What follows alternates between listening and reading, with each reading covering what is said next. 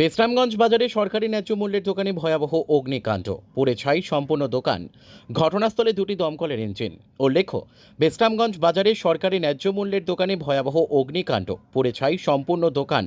ঘটনা বুধবার গভীর রাতে। ঘটনাস্থলে বিশ্রামগঞ্জ এবং বিশালগড় অগ্নি নির্বাপক দপ্তরের দুটি ইঞ্জিন, কিন্তু দোকানে যাওয়ার রাস্তা না থাকায় ঘটনাস্থলে পৌঁছাতে পারেনি দমকল ইঞ্জিন।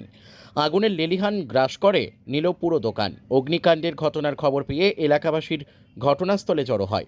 আগুনের সূত্রপাতের বিষয় জানা যায়নি। এখন আধা ঘন্টা আগে বাজারের ভিতরে সবজি বাজারের ভিতরে একটা আগুন লাগছে আর কি। ওটা একটা ফল পাইছি, ফল খাইছি, এসেছিলাম আগুন দিয়েছি। এখন মোটামুটি আগুন আয়ত্ত আছে, আগুন নিতে গেছে। ঘরে লাগছে না? হ্যাঁ, ঘরে ঘরে ঘরে হ্যাঁ, কি আসলে আনো এই বাড়ি টিনের ঘর আর কি। বাড়ি হ্যাঁ, রেশন সবার রেশন চুপ হ্যাঁ, রেশন বিশ্রামগঞ্জ বাজারে নাকি? এই তো বিশ্রামগঞ্জ সবজি বাজারের ভিতরে